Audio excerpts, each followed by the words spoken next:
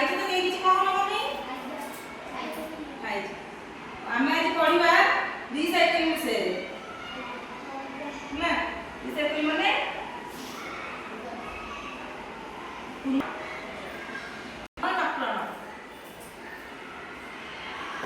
ଗୋଟେ ଗପଟେ ମୁଁ କହୁଛି, ଗପ ମାଧ୍ୟମରେ ଏଇଟା ତମେ ବୁଝିବ ହେଲା।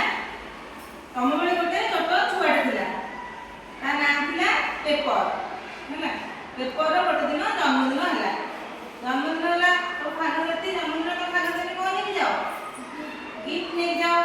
ସବୁ ସାଙ୍ଗସାଥି ତା ପାଇଁ ଗିଫ୍ଟ ନେଇକି ଆସିଥିଲେ। ଗିଫ୍ଟ ସବୁ ଗୋଟେ ଜରିରେ, ମାନେ ଗିଫ୍ଟ ଜରି ଅଛି ନା ପ୍ୟାକିଂ ନେଇକି ଆସିବା ପାଇଁ, ଗୋଟେ ପ୍ୟାକିଂ ନେଇକି ଆସିଥିଲା।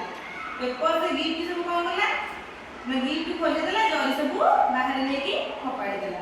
ଫୋପାଡ଼ି ଦେଲା। ତା ବାବା ଆସିଲେ ଘରକୁ, ତା ବାବା ଦେଖିଲେ ବାହାରେ ଜରି ସବୁ ପଡ଼ିଛି।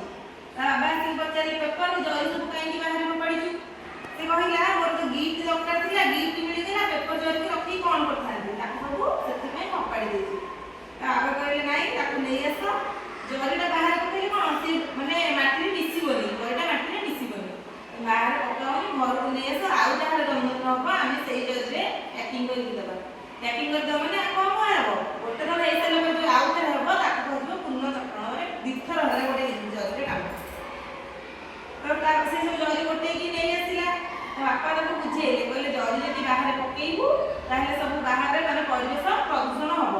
ଆମେ ଯଦି ବାହାରେ ଜରି କି ଲୁହା ଜିନିଷ କି ପ୍ଲାଷ୍ଟିକ ଜିନିଷ ଏରା ପକେଇବା ସେ ସବୁ ମାଟିରେ ମିଶିବନି। କିନ୍ତୁ ଆମେ ଯଦି ମାନେ ଖାଇବା ମଇଦା ପକଉଛେ ସେଟା ମାଟିରେ ମିଶୁଛି, କୁକୁର ବିଲେଇ ତାକୁ ଖାଇ ଦେଉଛନ୍ତି। ଆମେ ସେଥିପାଇଁ ଆମେ ପଲିଥିନ୍ କି ପ୍ଲାଷ୍ଟିକ ଏରା ସବୁ ବାହାରେ ପକାଇବା ନାହିଁ। ଆମ ସମସ୍ତଙ୍କର ଡଷ୍ଟବିନ୍ ଅଛି, ଡଷ୍ଟବିନ୍ ଅଛି। ଏବେ ସବୁ ଅଳିଆ ଗୁଡା କ'ଣ ହଉଛି, ଦିଟା ଡଷ୍ଟବିନ୍ ରଖାହଉଛି, ଗୋଟେ ଓଦା ରଖାହଉଛି, ଗୋଟେ ଶୁଖିଲା ରଖାହଉଛି। ଯୋଉରା ସବୁ ମାନେ ଯୋଉଟା ମିଶିବନି ମାଟି ସହିତ ସେଇଟା ଗୋଟେ ଗୋଟେ ରଖାହଉଛି, ଯୋଉରା ମାଟିରେ ମିଶିଯିବ ତାକୁ ଗୋଟେ ଗୋଟେ ରଖାହଉଛି। ମାଟିରେ ଯଦି ସେରା ମିଶିଯିବ ତାହେଲେ ଆମର ସେ ଖତ ହେଇଯିବ। ଖତ ଲାଗିଲେ ଆମର ସବୁ ଚାଷ କାମରେ ଲାଗୁଛି ସେ ଜିନିଷ ପତ୍ର, ମାନେ ଯୋଉ ଜିନିଷ ନଷ୍ଟ ହେଇ ମାଟିରେ ମିଶୁଛି ସେଇଟା ଆମର ଫସଲ ବି ହେଇପାରୁଛି। ତାହେଲେ ଆମେ କ'ଣ କରିବା? ଆମେ ସବୁ ସେ ଯୋଉ ଜରି କି ଲୁହା କି ପ୍ଲାଷ୍ଟିକ ଜିନିଷ ତାକୁ ଗୋଟେ ଅଲଗା ଜାଗାରେ ରଖିବା, ତାକୁ ଏଣେତେଣେ ଫୋପାଡ଼ିବା ନାହିଁ, ତାକୁ ଗୋଟେ ଡଷ୍ଟବିନ୍ ରଖିବା। ଆଉ ପେପର ଓଦା ମାନେ ଜିନିଷ ପତ୍ର ତାକୁ ଗୋଟେ ଡଷ୍ଟବିନରେ ରଖିବା। ରଖିବା ଦ୍ୱାରା ଆମର କ'ଣ ହେବ? ପରିବେଶ ପ୍ରଦୂଷଣ ହେବନି।